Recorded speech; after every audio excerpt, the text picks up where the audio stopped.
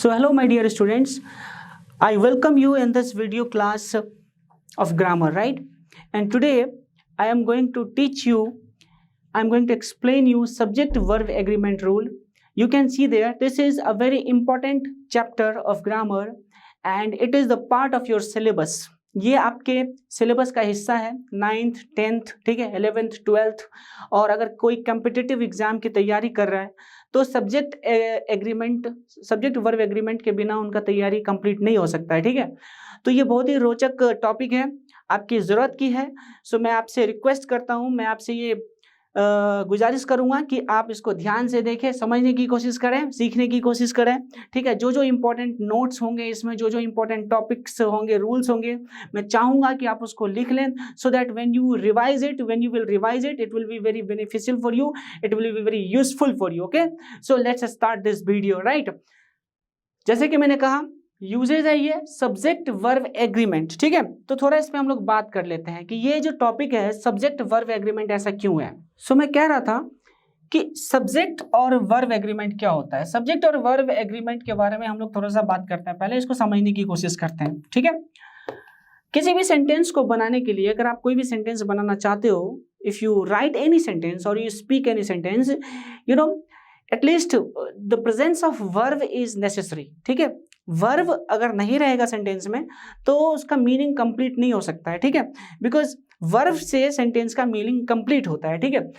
तो कम से कम दो चीज तो चाहिए ही हमें सेंटेंस बनाने के लिए, एक तो सब्जेक्ट चाहिए, दूसरा वर्ब चाहिए, ठीक है। तो यहाँ पे हमें देखना है कि आखिर इन दोनों के बीच में फिर एग्रीमेंट का क्या मतलब हुआ, ठीक है। सो कहने का मतलब ये है कि जैसा सब्जेक्ट होना चाहिए वैसा वर्ब होना चाहिए, राइट। दो इसके रूल्स हैं, दो बहुत इंपॉर्टेंट रूल्स हैं इसके। पहला रूल ये है कि singular subject requires singular verb, यानी कि सिंगुलर सब्जेक्ट की जो जरूरत है वो सिंगुलर वर्ब के साथ होती है। कहने का मतलब है कि अगर सिंगुलर सब्जेक्ट है तो सिंगुलर वर्ब होना चाहिए, और अगर प्लूरल सब्जेक्ट आप यूज कर रहे हो तो प्लूरल वर्ब होना चाहिए, ठीक है। हम यहाँ पे बारी बारी से देखेंगे, एक एक एग्जाम्पल को भी देखेंगे, एक एक रूल्स को देखेंगे, तब आप अच्छे से बेटर समझ पाएंगे। मैं ये कहूँगा कि आप इसका एक नोट्स बना लें, और फिर क्योंकि ये पूरा मैं इसमें एंटायरली मैं कवर करने वाला हूं, I am going to cover it entirely, ठीक है। So it is very useful for you because this is the part of syllabus as I have told you already. Okay, so let's begin this. You can say agreement का मतलब क्या होता है, समझौता। जैसे कि मैं बोल रहा था कि सब्जेक्ट वर्ब एग्रीमेंट का क्या मायने हैं, ठीक है। तो जैसा सब्जेक्ट रहना चाहिए वैसा वर्ब होना चाहिए, तभी तो समझौता हुआ ना, तभी तो एग्रीमेंट हुआ, ठीक है। मैंने ये कहा था कि सिंगुलर सब्जेक्ट होना चाहिए, होगा तो singular verb. If there is singular subject then the verb should be singular, right. तो अब ये क्या होता है, क्योंकि दोनों के सिंगुलर और प्लूरल होते हैं, जो नाउन्स होता है उसके भी सिंगुलर होते हैं, जो वर्ब होते हैं उनके भी सिंगुलर होता है। आप देखो यहाँ पे लिखा हुआ है कि subject and verbs must agree with one another, ठीक है। सब्जेक्ट और वर्ब जो है वो एक दूसरे को एग्री करने चाहिए, ठीक है। तो वो एग्री कैसे होंगे। सो मैं कह रहा था, what I was telling you that you know when you have to make plural of noun, you are going to add s or es, or there are different ways of making plural. That word should be added, affixes should be added, grammatical affixes should be added. Now what I means to say, you know, the plural of, now आप क्या देख रहे हो कि ये जो dog है यहाँ पे, this dog, ये singular है, ठीक है। आप यहाँ देख रहे हो dogs, ये plural है, this is plural। आप देखो कि इसके साथ क्या यूज हुआ है, this is the chase. Chase का मतलब होता है पीछा करना, राइट। जब किसी का कोई पीछा करता है दैट इज कॉल्ड चेस। सो आप ये देख रहे हो कि ये जब प्लूरल है तो इसमें से एस हटा दिया गया है, एस को यहाँ पे माइनस लिखा है, देखो, you have to understand this, right. So s को यहाँ पे हम लोग ने हटा दिया है। मीन्स व्हाट, कि अगर डॉग्स नाउन अगर प्लूरल रहेगा, यानी कि नाउन में अगर आप एस जोड़ोगे तो वो प्लूरल बन जाएगा, और अगर वर्ब में से एस हटा दोगे या ईएस हटा दोगे तो वो क्या बन जाएगा, वो प्लूरल बन जाएगा। सो अब क्या है कि ये जो डॉग आप देख रहे हो, this is also plural, and you can see this chase which is verb is also plural, ये भी प्लूरल है। So it is clear now, ठीक है। मैंने कहा था सब्जेक्ट वर्ब एग्रीमेंट के रूल में कि जो सिंगुलर सब्जेक्ट है वो सिंगुलर वर्ब लेता है, जो कि यहाँ पे दिखाया है। देखिए, अब यहाँ पे ये नाउन है, यहाँ पे एस नहीं है तो यहाँ पे एस माइनस है, और ये जो चेज है, दिस चेज, यहां पे एस जोड़ा गया है, एस इज एडेड हियर, ठीक है। अब क्या देख रहे हो कि यहाँ पे एस एडेड है। So what I basically want to tell you, यहाँ पे लिखा हुआ है कि in the present tense noun and verbs form singular and plural oppositely, यानी कि अपोजिटली ये बनाते हैं, verbs form plural in opposite way. Plural forms जो है वो बिल्कुल अपोजिट वे में बनता है। कैसे बनता है यहाँ पे कि ये जो देखो ये डॉग है, ये सिंगुलर फॉर्म है, दिस इज सिंगुलर, ठीक है। लेकिन ये जो चेजेस है ये भी सिंगुलर है, दिस इज ऑल्सो सिंगुलर। आपने क्या देखा है कि ये जो एस यहां पे यूज हुआ है, दिस एस, ये इसको सिंगुलर बना रहा है यहां पे। Are you getting my point? So मेरे ये कहने का मतलब है कि वर्ब का जो ओरिजिनल फॉर्म होता है, जिसको हम लोग इन्फिनेटिव फॉर्म भी कहते हैं, वो हमेशा और हमेशा प्लूरल में रहता है। आपको ये ध्यान में रखना पड़ेगा, the verbs original form always lies in what? Plural. And to make it singular, you use s or es. I hope you are getting. मुझे लग रहा है आप समझ रहे होगे मैं क्या कह रहा हूं। मैं ये कह रहा हूं कि जो वर्ब का ओरिजिनल फॉर्म होता है, जैसे कि आप अगर कोई भी वर्ब लिखते हो, जैसे ये ईट आप लिख रहे हो ना, ईट, ठीक है, गो लिख रहे हो आप, या आप डांस लिख रहे हो। सो मैं ये कह रहा था कि ये जो आप ईट देख रहे हो, this eat, this go and this dance, all their main form is in plural, they are the plural, right? तो ये इनका प्लूरल है। होता क्या है कि जब हम इनमें एस और एस ऐड करते हैं, हम किस में एस एस ऐड करते हैं? इन वर्ब में, ठीक है। और ये किस में होता है? तो ये प्रेजेंट इंडेफिनिट टेंस में होता है। Then we are making it singular. So ये ईट प्लूरल है, this eat is plural, right, and when you are making it, it becomes eats, right, goes and dances, D-A-N-C-E-S. Now you can see all these verbs are now singular. I hope you must be getting me. Now, so the dogs chase the cat, इसीलिए ये यहाँ पे the dogs chase the cat है। अब क्या है कि इन दोनों का सब्जेक्ट वर्ब एग्रीमेंट का जो पैटर्न है वो ठीक बैठ रहा है। यहाँ पे ये क्या है? the dog है, ये सिंगुलर है, this is singular and this is also singular. Now so there you can see that singular with singular, plural with plural, यानी कि singular subject with singular verb, plural subject with plural verb। आप जरूर समझते होंगे, ठीक है। इसी तरीके से अब यहाँ पे बात ये आती है कि क्या सारे सेंटेंस में ऐसे ही हमको करना है? जी हाँ, बिल्कुल, सारे सेंटेंस में हमें ऐसे ही फाइंड आउट करना है। लेकिन हमें ये पता करना है कि सिंगुलर सब्जेक्ट कई बार प्लूरल दिखते रहते हैं और कई सारे प्लूरल सब्जेक्ट हमें सिंगुलर दिखते रहते हैं, ठीक है। तो हमें यही पता करना है कि आखिर ये सिंगुलर है या प्लूरल है। वर्ब में तो ज्यादा कुछ नहीं है, एस हटा दो तो वो बन जाएगा प्लूरल, एस और एस जोड़ दो तो वो बन जाएगा सिंगुलर, ठीक है। तो वर्ब में तो ज्यादा कुछ नहीं है। इंडेफिनिट की जहां तक मैं बात करूं, उसके बाद से एक्सिलरी वर्ब जैसे इज है, ठीक है, आर है, इज है, इज तो क्या है? सिंगुलर है। आर क्या है? प्लूरल है। हैज क्या है? सिंगुलर है। हैव क्या है? प्लूरल है, ठीक है। तो इसी तरीके से डू क्या है? प्लूरल है। डज क्या है? सिंगुलर है। तो हम यही देख रहे हैं, ठीक है। इस सब में फाइंड आउट करना आसान है, ठीक है। तो हम लोग क्या करेंगे आगे, अभी हम लोग एक एक करके रूल देख रहे हैं यहाँ पे, और फिर हमें पता चलेगा कि कैसे सब्जेक्ट को सिंगुलर, कब से कैसे सब्जेक्ट सिंगुलर रहेगा और फिर उसके साथ हम कैसे वर्ब लगाएंगे। सो look at this. Now you can see the first rule is here. I'm going to tell you the 9 rules which are very necessary for you all, and you need to understand it very well. Then I don't think you will have to face any problem as far as subject verb agreement is concerned, right? So look at this. A phrase or clause between subject and verb does not change the number of the subject. Now what does this mean? इसका क्या मतलब हुआ? पहला sentence देखो आप, what the first sentence is, a can of lima beans sits on the shelf. A can of lima beans sits on the shelf. यहाँ पे, यहाँ से लेकर के यहाँ तक ये पूरा सब्जेक्ट है, राइट। लेकिन इस बीच में क्या है ना कि एक फ्रेज आ गया है, उसको कहते हैं प्रीपोजिशनल फ्रेज। फ्रेज तो आप लोग जानते होंगे, नहीं जानते हो तो मैं आपको बता देता हूँ। नाउन फ्रेज हो सकता है, वर्ब फ्रेज होते हैं जिसको वर्बल फ्रेज कहते हैं, ठीक है। तो नाउन फ्रेज हो सकता है, ठीक है, फिर प्रीपोजिशनल फ्रेज होते हैं, ठीक है, एडवर्ब फ्रेजेस होते हैं, एडजेक्टिव के फ्रेजेस होते हैं। मैं फ्रेज में अभी डिटेल में तो नहीं जा रहा हूँ, अभी हम लोगों का टॉपिक ही अलग है। सो मैं आपको बता दूं कि फ्रेज क्या होता है, अ group of words which makes some sense but not a complete sense, right? Some sense, it makes a group of words, more than one word, right? So if there is one word, जैसे आप यहाँ पे लिखते हो a boy, ये actually क्या है, ये एक फ्रेज है, ठीक है। आपने यहाँ पे देखा लिखा हुआ है of lima beans, of lima beans, ये क्या है, ये एक्चुअली में फ्रेज है। आपने बहुत सारा ऐसा फ्रेज दिखा होगा, जैसे कि अगर यहाँ पे कोई लिखता है इन द किचन, ये भी एक क्या है, फ्रेज है। At the door, thousands of phrases are there, ठीक है। बहुत सारी फ्रेज आप बना सकते हो, एक से ज्यादा वर्ड होगा तो फ्रेज बन जाएगा, ठीक है। तो ये यहाँ पे आप देख रहे हो क्या कि ये लिमा बीन्स है, of lima beans, this is a phrase. So a can of lima beans sits on the shelf, ये देख रहे हो क्या कि ये सब्जेक्ट और इस वर्ब के बीच में एक प्रीपोजिशनल फ्रेज आ गया है, ठीक है।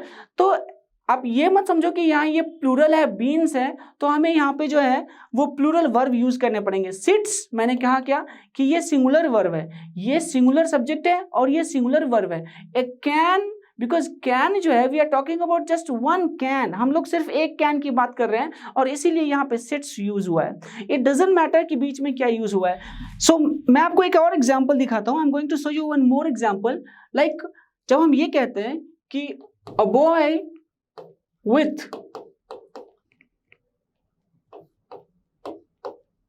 blue eyes talks to me,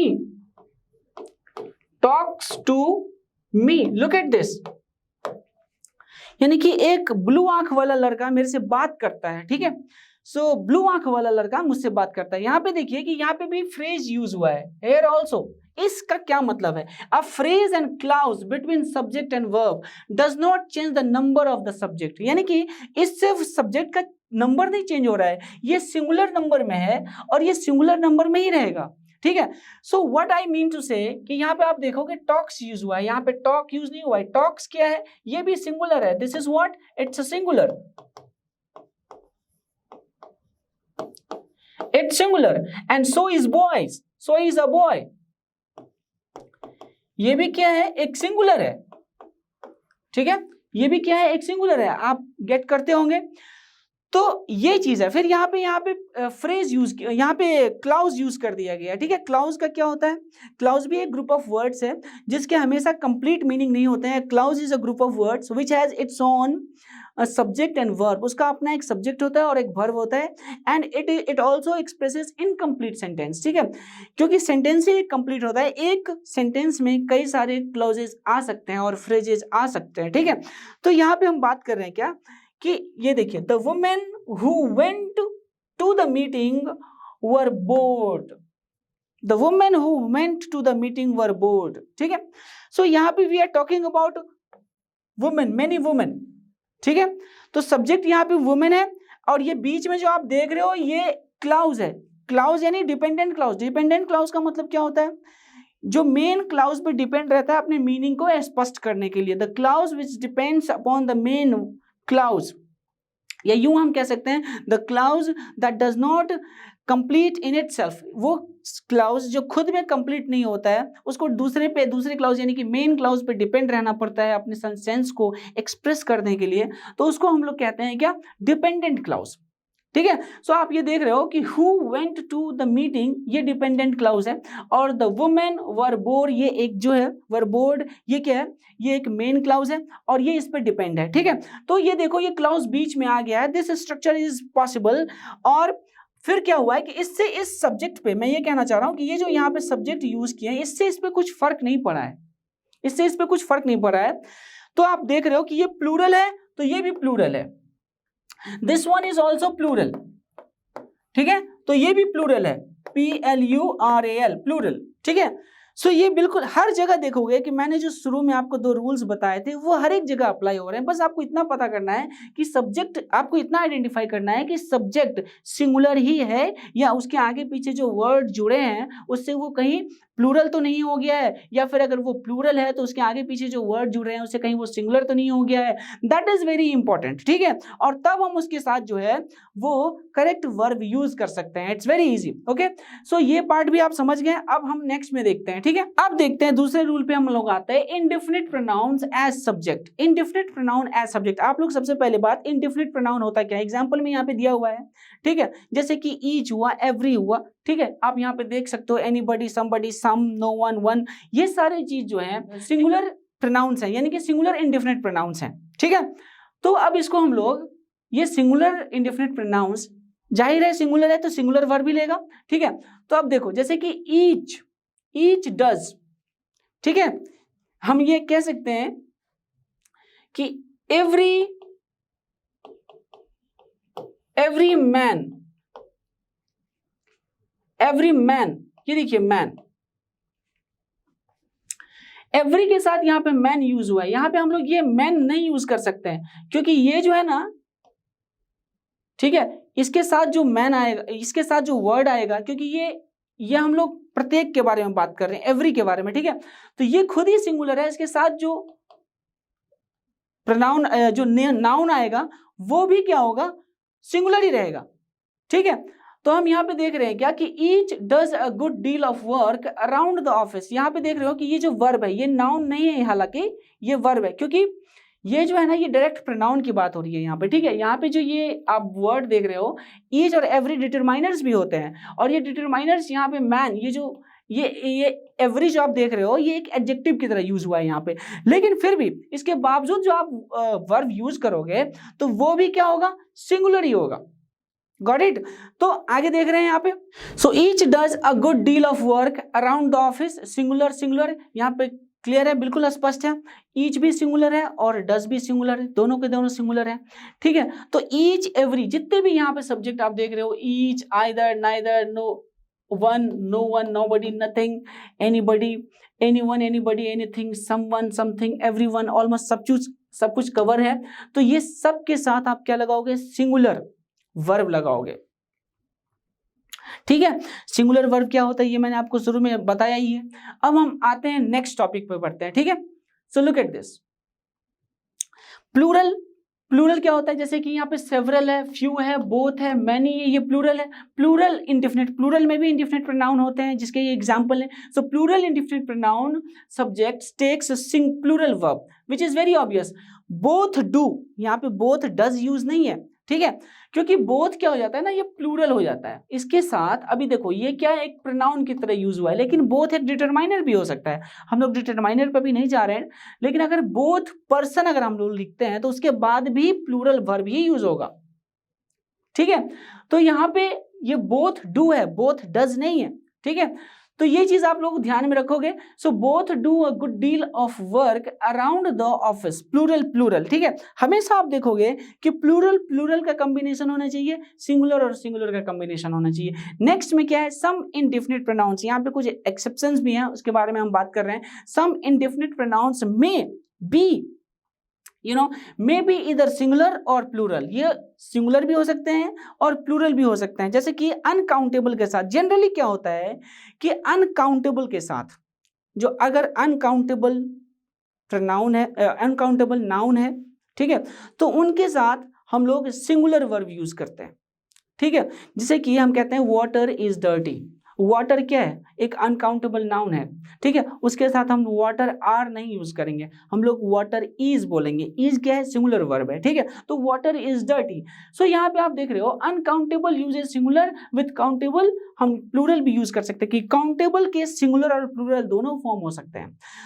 जो चीज काउंटेबल है, काउंटेबल से मतलब है कि जिसको आप गिन सकते हैं, विच हैज नंबर्स, ठीक है, 1 2 3 4 ऐसे नंबर्स होते हैं उसके, ठीक है। तो उनको आप सिंगुलर और प्लूरल दोनों में रिप्रेजेंट कर सकते हो। तो इधर सिंगुलर और plural, some, any, none, all, most, ये ध्यान में रखना है आपको। Some of the sugar is on the floor, बिल्कुल यूज हो सकता है। सम ऑफ द शुगर हम कह सकते हैं यहाँ पे, ऑफ द शुगर, यहाँ पे ये देखिए ये फ्रेज यूज हुआ है, वापस से prepositional phrase. Some of the sugar is on the floor, some क्या है, सिंगुलर है, इसके साथ भी सिंगुलर यूज हुआ है। तो हम इसके साथ यूज कर सकते हैं, लेकिन डिपेंड क्या करता है यहाँ पे शुगर यूज हुआ है इसीलिए इज यूज हुआ है, क्योंकि शुगर अनकाउंटेबल है। अगर मैं यहाँ पे प्लूरल यूज कर, जैसे सम ऑफ द बॉयज, अगर मैं यहाँ पे यही यूज करूं सम ऑफ द बॉयज, अगर मैं यहाँ पे लिखूं बॉयज तो क्या होगा, some of the boys are absent होगा, यहाँ पे are absent. Look at this, some of the boys are absent। so आप क्या देख रहे हो कि what is used after it is very important। some के बाद अगर sugar यूज हुआ है तो obviously countable uncountable होगा वो, और उसके साथ सिंगुलर वर्ब यूज होगा, क्योंकि सुगर अनकाउंटेबल है। बट अगर सम के बाद हम बॉयज यूज किए हैं विच इज काउंटेबल, बॉयज तो काउंटेबल है ना, तो उसके साथ हम प्लूरल वर्ब यूज करेंगे, आर यूज करेंगे। आई होप यू अंडरस्टूड।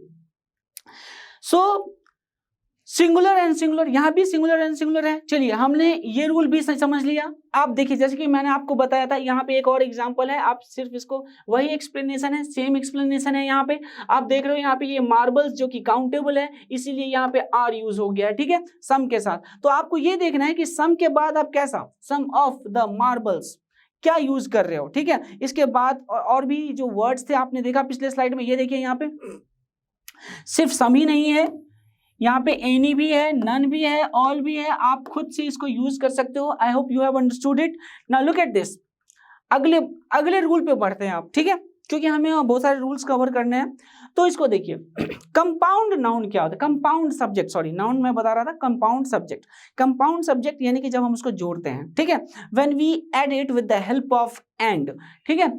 सो यहाँ पे है a pencil and an eraser makes writing easier. यहाँ पे देख रहे हो, अ पेंसिल और इरेजर दोनों अलग अलग चीजें हैं, बोथ आर डिफरेंट थिंग्स, ठीक है। तो यहाँ पे वर्ब का प्लूरल होना ही है, लेकिन कभी कभी क्या होता है कि हम एंड के मदद से दो चीजों को तो जोड़ते हैं, लेकिन दो चीजें एक सेंस एक्सप्रेस करती हैं, they expresses single sense. Like when you say bread and butter, I think आप लोग ब्रेड एंड बटर तो खाते ही होंगे, तो ब्रेड एंड बटर, अब जब ब्रेड एंड बटर को आप जोड़ते हो तो इसके साथ आप ये कह सकते हो ब्रेड एंड बटर इज आप यूज करोगे या आर यूज करोगे, क्या इंपॉर्टेंट है, क्या सही है इसमें, इंपॉर्टेंट तो दोनों है, मैं कह रहा हूं कि क्या सही है। So bread and butter, is and are में से क्या यूज होगा, आपको क्या लगता है, bread and butter is my favourite food और आर माई फेवरेट फूड। मैं आपको यहाँ पे बताऊं कि ब्रेड एंड बटर इज होगा, why, because bread and butter दोनों मिलके एक सेंस एक्सप्रेस कर रहे हैं, यानी वन, ठीक है। तो अगर कोई चीज वन है तो वो सिंगुलर है, तो सिंगुलर है तो सिंगुलर वर्ब लगेगा, क्लियर है। सो आप ये देखो, इस रूल से आपको कंफ्यूज नहीं होना है, यहाँ पे दोनों अलग अलग चीजें हैं, a pen and an eraser. So here things are different, two things are there, that is why make जो है यहाँ पे ये प्लूरल है, मेक का सिंगुलर मेक्स होता है, ठीक है। तो इसीलिए यहाँ पे मेक यूज किया गया है, लेकिन यहाँ पे हमें आर यूज करने की जरूरत नहीं है, जो कि प्लूरल वर्ब है, ठीक है। तो आप, मुझे लगता है कि इसको समझ गए हैं, ब्रेड एंड बटर इज और आर। यहाँ पे मैं पूरा सेंटेंस लिख देता हूं, आर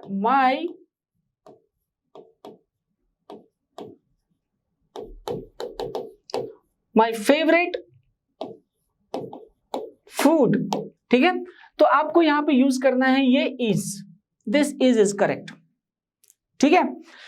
तो अब आगे देखते हैं, नेक्स्ट क्या है, with compound subjects joined by or nor verbs agree with the subject nearer to it. हाँ, इसका क्या मतलब हुआ कि जब कोई भी सब्जेक्ट, ऑब्वियसली ये और नॉर जो है ये कंजंक्शन की तरह काम करेंगे, तो ये जब दो सब्जेक्ट को, डिफरेंट सब्जेक्ट को जोड़ेंगे, तो आपको ये देखना है जो वर्ब यूज होगा, जो सेंटेंस में वर्ब यूज होगा, वो नियरेस्ट सब्जेक्ट के अनुसार यूज होगा, it will be used according to the nearest subject. इसके एग्जांपल देखिए यहाँ पे neither the director nor the actors. अब यहाँ पे देखिए कि यहाँ पे ये डायरेक्टर जो है ना, ये सिंगुलर में है, सिर्फ एक डायरेक्टर है यहाँ पे, और यहाँ पे एक्टर्स जो है ये प्लूरल में है, तो एक्टर्स आर यूज हुआ है, ना कि हमने इज यूज किया है। आर क्या है, it's a what, it's a plural, ठीक है। So following the lines of closely, ठीक है। So neither the director not the actors are following the lines closely, ठीक है।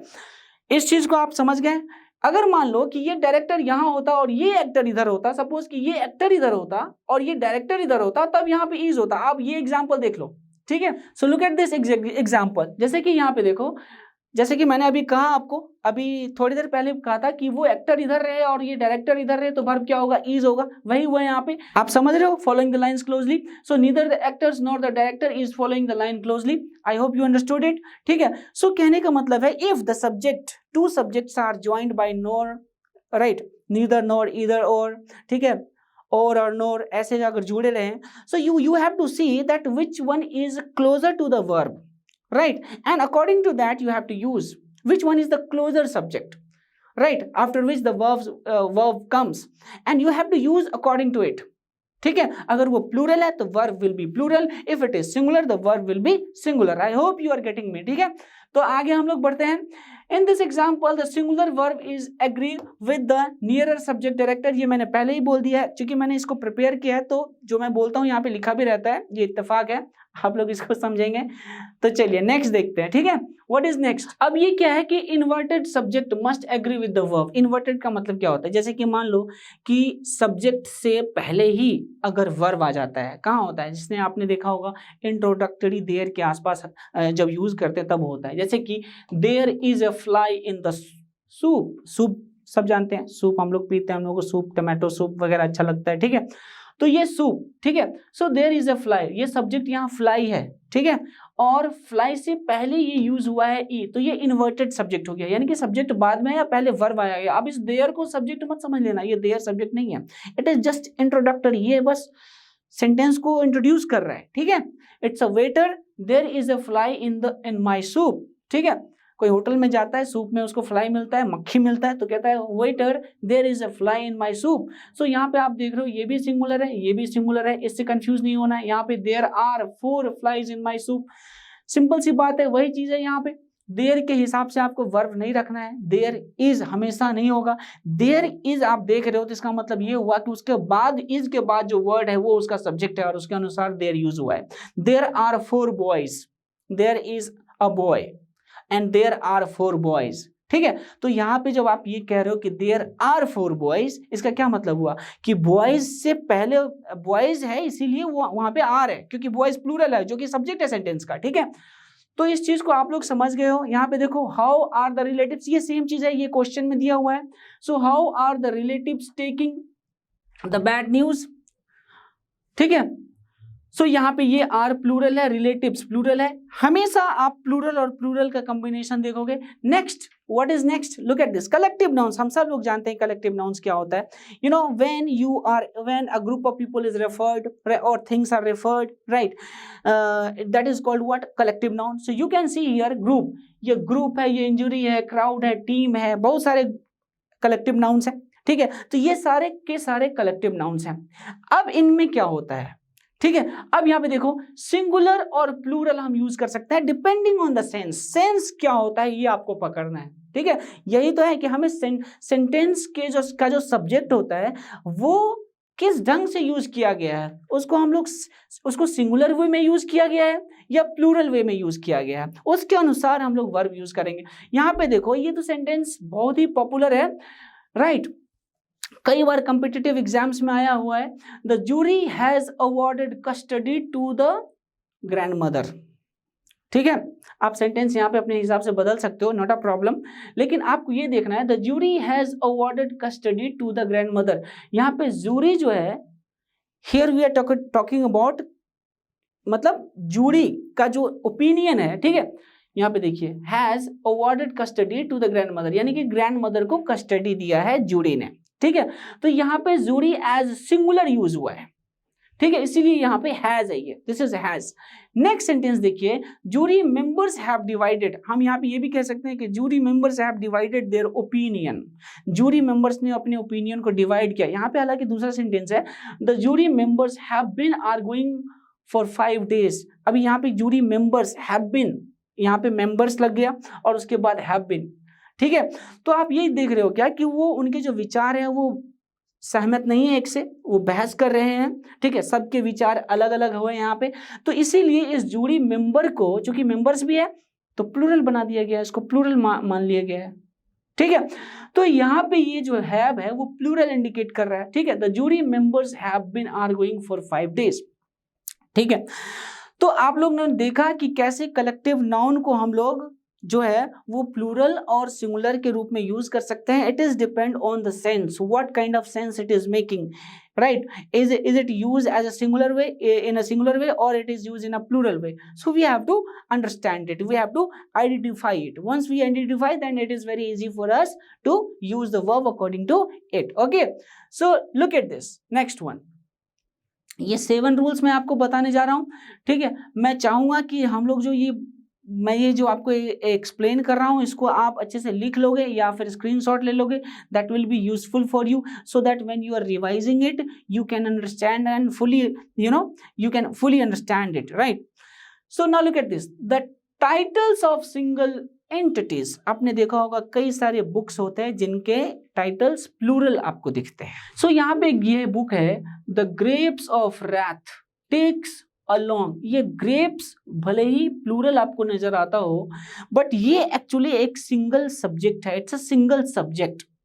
आई hope you must be getting it. We are not talking about grapes in general. हम लोग किसी अंगूर के बारे में नहीं पढ़ रहे हैं. यहां से लेके यहां तक जो ये आप देख रहे हो subject, this is actually the name of a book and that is why this is what singular. इसलिए ये क्या है, ये सिंगुलर है. और हम जानते हैं कि अगर ये सिंगुलर है तो इसके साथ सिंगुलर वर्ब यूज होगा, इसीलिए ये टेक्स यूज हुआ है. ये टेक्स जो है ये क्या है, सिंगुलर है. इसका प्लूरल फॉर्म क्या होगा, टेक होगा. ठीक है, आप लोग समझे? तो ये चीज है. उसी तरीके से यहाँ पे ऑर्गेनाइजेशंस है, कंट्रीज है, बुक्स है. ठीक है, इन सब के नाम. ठीक है, आप आराम से इसको समझ सकते हो. ठीक है, चलिए नेक्स्ट क्या है, plural form subjects. Now plural form subjects, ये यहाँ पे क्या चीज है, देखिए. Plural form subjects with a singular meaning takes a singular verb. ठीक है, आपने बहुत सारे सब्जेक्ट है, जैसे कि आपने देखा होगा मैथमेटिक्स.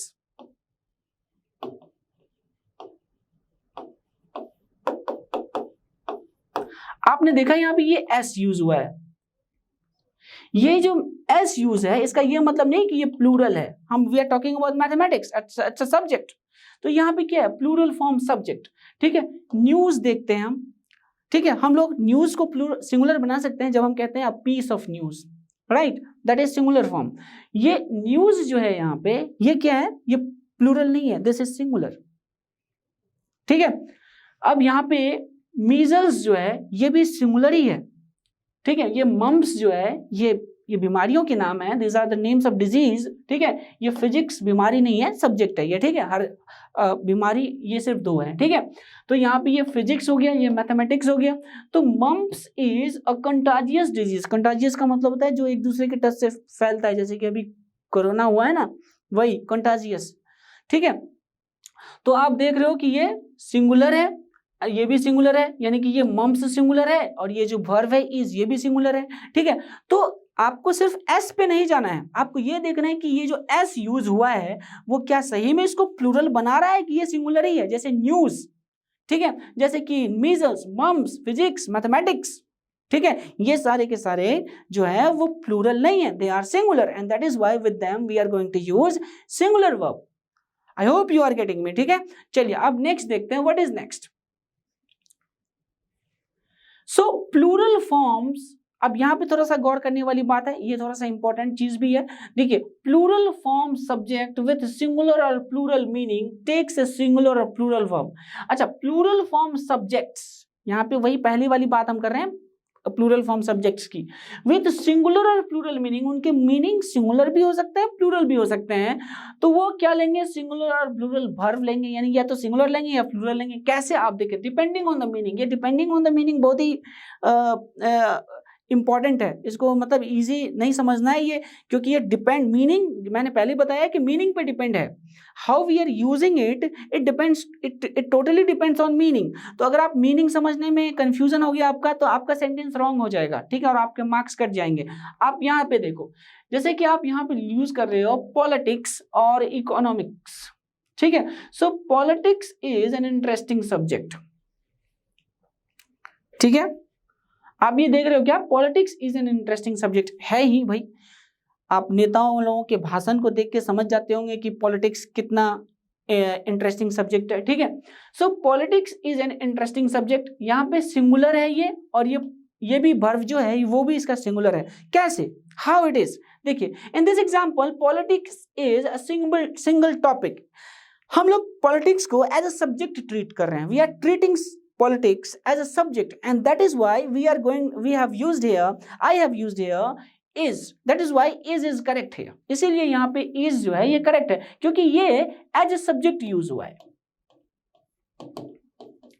ठीक है, अब आगे देखिए यहाँ पे, तो इसीलिए the sentence as a singular verb, जैसे कि मैंने बताया politics of the situation were complicated, the politics of the situation were complicated. आप यहाँ पे फिर देखिए ये क्या है कि ऑफ द सिचुएशन, यहाँ पे पॉलिटिक्स कहीं रचा जा रहा है ऑफ द सिचुएशन, उस सिचुएशन की जो पॉलिटिक्स है, ठीक है, जो एक्टिविटी, पॉलिटिकल एक्टिविटी जो चल रहा है वहां पे, वो क्या है, कॉम्प्लिकेटेड है, इट्स कॉम्प्लिकेटेड, डिफिकल्ट है। तो यहाँ पे ये वर्ड यूज हुआ है, I think you are getting me. ठीक है, तो यहाँ दोनों सेंटेंस का जो कॉन्ट्रास्ट है, जो अंतर है, यहाँ पे एज ए सब्जेक्ट यूज हुआ है और यहाँ पे एक्चुअली में पॉलिटिक्स हो रहा है। ठीक है, तो ये यहाँ पे वर्ड यूज हुआ है। So in this example, politics refers to the many aspect of the situation. Correct? यहाँ पे many aspects use हो रहा है, many aspects of the situation. Therefore, the sentence has a plural verb. और इसीलिए sentence का जो verb है वो plural है। ठीक है, so because we are talking about the many aspects of this politics. अब यहाँ पे next example हम लोग देखते हैं। ठीक है, plural form subject with a plural meaning takes a plural verb. जैसे सीजर्स है, ट्राउजर्स है, ये ट्राउजर्स और सीजर्स ये दोनों प्लूरल वर्ब लेंगे। सीजर्स आप लोग जानते होंगे कैंची, ट्राउजर्स भी जानते होंगे जो पैंट होता है। ठीक है, ट्राउजर्स, ठीक है, पतलून जिसको हम लोग कहते हैं। सो ट्राउजर्स हो गया, दो पार्ट होते हैं ना ट्राउजर्स के, सीजर के भी दो, कैंची दो पार्ट होता है, तो इसीलिए प्लूरल है। तो सीजर्स आर, भले ही हम हिंदी में उसको कैंची को उसको एक ही मानते हो, लेकिन इंग्लिश वाले जो है वो उसको दो मानते हैं। ठीक है, तो इसीलिए यहाँ पे ये प्लूरल यूज हुआ है, scissors are on the table. ठीक है, समझने में तो एक ही मानते होंगे, बट उसका जो लैंग्वेज यूजेज है वो यहाँ पे एज ए प्लूरल है, ग्रामर उसको प्लूरल मान रहा है। ठीक है, तो हम एज ए ग्रामर हम इसको यहाँ पे आर यूज करेंगे। ठीक है, अब पेयर, यहाँ पे देखिए, फिर अगर आपको बनाना हो उसको प्लूरल सिंगुलर बनाना हो तो हम बोलेंगे ए पेयर ऑफ सीजर्स, उसी तरह से ए पेयर ऑफ ट्राउजर्स भी हम बोल सकते हैं। ठीक है, तो यहाँ पे a pair of scissors is on the table. यहाँ पे क्या देख रहे हो आप, ये पेयर जैसे ही लग गया, क्योंकि ये पेयर तो एक ही है ना, कॉमन सी बात है, एक पेयर की हम बात कर रहे हैं। ठीक है, तो ये इसके अनुसार यूज हुआ है, ना कि सीजर्स के अनुसार यूज हुआ है। ठीक है, ये सीजर के अनुसार, यहाँ पे मेन सब्जेक्ट यहाँ पे क्या हुआ कि पेयर हो गया, इसके अनुसार यहाँ पे ये वर्ब यूज हुआ है। पेयर तो आखिर एक ही है, यानी कि सिंगुलर है, तो सिंगुलर के साथ हम लोग सिंगुलर वर्ब यूज करेंगे। ठीक है, मुझे लगता है कि आप समझ रहे हो। और फिर आगे देखिए, ये यहाँ पे जो मैंने बोला है आपको वही लिखा हुआ है, आप एक बार देख सकते हो। In this example the subject of the sentence is pair, therefore the verb must agree with it because scissors is the object of the preposition. ठीक है, ये जो सीजर आप देख रहे हो ना यहाँ पे, ये इसका ऑब्जेक्ट है। ठीक है, इससे कुछ इसका लेना देना नहीं है। ठीक है, तो चलो यही यहाँ पे ये कह रहा है, तो हम लोग समझ गए हैं इस चीज को। अब आगे बढ़ते हैं, व्हाट इज नेक्स्ट। देखिए 9th रूल क्या है, ये बहुत इंपॉर्टेंट है। ठीक है, कह रहे हैं यहाँ पे कि with subject and subjective complement. अच्छा, आप लोगों को मैं बता दूं कि सब्जेक्टिव कॉम्प्लीमेंट भी होता है, ऑब्जेक्टिव कॉम्प्लीमेंट भी होता है, फिर हम लोग यहाँ पे दूसरे डायरेक्शन में चले जाएंगे। मैं यही टॉपिक पे रहना चाहता हूँ। कॉम्प्लीमेंट, ऑब्जेक्ट और कॉम्प्लीमेंट होता है, आप लोग तो जानते ही होंगे। ठीक है, तो सब्जेक्टिव कॉम्प्लीमेंट क्या होता है, सब्जेक्ट का कॉम्प्लीमेंट। कॉम्प्लीमेंट जो पूरक होता है, जो सेंटेंस को पूरा करने में मदद करता है। ठीक है, जैसे अगर मैं कहता हूं कि आई एम अ टीचर, तो ये क्या है ना, अ टीचर यहाँ पे ऑब्जेक्ट नहीं है, दिस इज अ कॉम्प्लीमेंट। और ये कॉम्प्लीमेंट क्या है, सब्जेक्ट का कॉम्प्लीमेंट है, तो ये हो गया सब्जेक्टिव कॉम्प्लीमेंट। इसी तरीके से ऑब्जेक्ट का भी कॉम्प्लीमेंट है। खैर, जिस दिन मैं कॉम्प्लीमेंट के बारे में बात करूंगा, ठीक है, तो उस दिन मैं पूरा कॉम्प्लीमेंट को डिटेल में आपको समझाऊंगा। फिलहाल यहाँ पे ये समझिए कि my favourite topic is poem, ठीक है, बाय लॉन्गफेलो। तो यहाँ पे ये देखिए, poem by, my favourite topic is poem by Longfellow.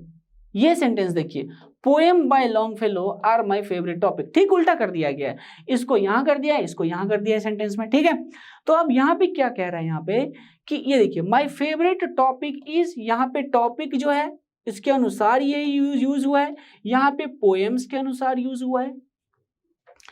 ठीक है, यहाँ पे पोएम्स के अनुसार ये आर यूज हुआ है, यहाँ पे ये टॉपिक के अनुसार यूज हुआ है। सिंपल सी बात है, क्लियरली आपको दिख रहा है ये चीज, ठीक है, और क्लियरली इसको हम लोग समझ सकते हैं। My favourite topic is singular है यहाँ पे, that is why it is easy use here. Poems by Longfellow, यहाँ पे आर, ठीक है। So I hope you got this. Now let's move ahead.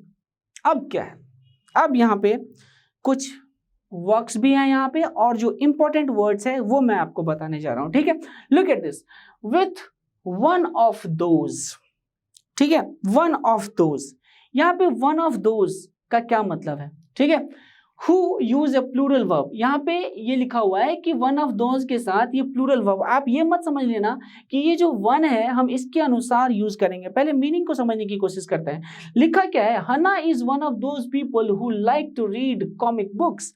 Here what, so Hana, not only Hana, but there are many other people who, there are many other people who reads, there are many other people who read comic books, and Hana is one of them. So the verb should be here what? Plural. Right. So you can see that we are not only talking about Hana, rather we are talking about all those people who like Hana read comic books. I hope you are getting my point. So Hana is one of those people, ठीक है, who like to read comic books. तो इसीलिए verb यहाँ पे जो है वो like होगा, यानी कि प्लूरल होगा, ठीक है, क्योंकि यहाँ पे सब्जेक्ट जो है ना ये वन नहीं है, those people, ठीक है। अब आगे देखिए, इन द above एग्जाम्पल, यही चीज बोला गया है, in the above examples that others, in the above example that others besides Hana like to read comic, यानी कि ठीक beside Hana others also like the book to read, यानी कि हना के अलावा भी दूसरे और लोग हैं जो भी वो कॉमिक बुक पढ़ते हैं, पढ़ना चाहते हैं। तो इसीलिए यहाँ जो मीनिंग स्पष्ट हो रहा है वो क्लियर हो रहा है, इसके अनुसार से वर्ब जो है यहाँ पे लाइक होगा, ठीक है। चलिए नेक्स्ट देखते हैं, नेक्स्ट क्या है यहाँ पे है, with the only one of those. देखिए अब यहाँ पे, यहाँ सिंगुलर होगा, यहाँ पे क्या होगा, यहाँ पे लाइक्स हम लिख सकते हैं, ठीक है। With the only one of those who usage a singular verb. ये फ्रेज आप ध्यान रखिएगा, जब वन ऑफ दोज आएगा तब हम यूज करेंगे प्लूरल, जब ओनली वन ऑफ दोज आएगा तब हम यूज करेंगे सिंगुलर, ठीक है, क्योंकि यहाँ पे हम सिर्फ ओनली वन के बारे में बात कर रहे हैं, ना कि दोज के बारे में बात कर रहे हैं। Look at this, Hannah is the only one of those people who likes to read comic book. बिल्कुल अर्थ से बिल्कुल स्पष्ट है ये कि सिर्फ हना ही उन लोगों में ऐसी है जो वो बुक पढ़ना चाहती है या पढ़ना पसंद करती है, ठीक है। तो ये मीनिंग भी क्लियर है, यहाँ पे इसी चीज को लिख दिया गया है। नाउ नेक्स्ट, अब नेक्स्ट रूल देखते हैं हम लोग, यहाँ पे क्या है कि with the numbers of, the number of, ये क्या होता है, नंबर ऑफ क्या होता है, ये सिंगुलर है, ठीक है, द नंबर ऑफ सिंगुलर है और ए नंबर ऑफ प्लूरल है, इतना आप जान लो, ठीक है। So a number of people grow होगा यहाँ पे, और यहाँ पे क्या है, the number of volunteers grows. जैसे कि हम कहते हैं the number of the students is growing, right. The number of the students, we are talking about certain number, जैसे कि 500, 600, 400, 300, ये नंबर है, only that number, right? लेकिन जब मैं कहता हूं कि a number of people का मतलब है बहुत सारे लोग, lot of people, a number of people were gathering there, बहुत सारे लोग वहां पे इकट्ठा थे, ठीक है। तो ये क्या हो रहा है कि ये प्लूरल है स्वभाव से, नेचर से, और ये क्या है, सिंगुलर है। तो आप ये समझ लो कि द नंबर ऑफ जो है इसके साथ हम लोग सिंगुलर यूज करेंगे, यहाँ पे लिखा भी हुआ है, ठीक है। तो यहाँ पे क्या यूज करोगे, ग्रोज यूज करोगे, ठीक है, और यहाँ पे क्या यूज करोगे, सिर्फ ग्रो यूज करोगे।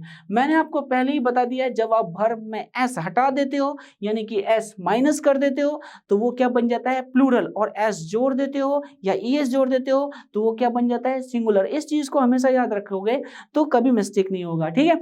अब नेक्स्ट चीज पे आते हैं हम लोग, ठीक है, विथ एवरी, ठीक है, एवरी के साथ जो आप नाउन और नाउन जो यूज करोगे, ठीक है, एवरी के साथ जो भी आप यहाँ पे नाउन, अगर आप वर्ब यूज कर रहे हो तो यहाँ पे ये सिंगुलर वर्ब यूज होगा, ठीक है, ये सिंगुलर होगा, ठीक है, यहाँ पे सिंगुलर वर्ब होगा। Many a usage a singular, many a भी सिंगुलर है, ठीक है। जैसे देखो, every man, women and child participates in the life boat, यहाँ पे मैनी अ चाइल्ड, यानी कि ये जो चाइल्ड है ये भी यहाँ पे सिंगुलर, यानी कि नाउन भी सिंगुलर आएगा और वर्ब भी सिंगुलर आएगा। मैंने पहले ही बताया है, ईच और एवरी के साथ जो नाउन यूज करोगे आप, वो भी क्या यूज करोगे, सिंगुलर यूज करोगे, और उसके बाद जो वर्ब यूज करोगे वो भी आप क्या यूज करोगे, सिंगुलर ही यूज करोगे। ठीक है, इतना ध्यान रहेगा तो आप मिस्टेक्स नहीं करोगे। ये दो एग्जांपल्स जो हैं ये आपके लिए बहुत यूजफुल हैं, please note it, it's very necessary for you. ठीक है, चलो अब नेक्स्ट आगे क्या है, थैंक यू। ठीक है, तो ये सारे एग्जाम्पल्स जो है ये मैंने आपको बताया, इसमें मैंने 9 rules which are very basic and which are very important मैंने आपको यहाँ पे बताए हैं, and I hope you must have enjoyed it, you must have liked it, and if there is you know and what you need to do is to read it again and again. Okay, so जब आप इसको notes बना के एक बार और देखोगे तो you will be very confident. ठीक है, सिर्फ एक बार आपको वीडियो देखने से पता नहीं चलेगा, what I am telling you that you just see this again and again so that you can understand it in a proper way. हम कोई भी चीज को एक बार पढ़ के या जान के समझ के एक बार पढ़ के नहीं समझ सकते हैं, so you know you just make notes, it will be very useful for you. ठीक है, अगले टॉपिक में हम कुछ और ग्रामर का इंपॉर्टेंट टॉपिक आपके सिलेबस से लेके आएंगे। Till then goodbye and take care of yourself. Thank you.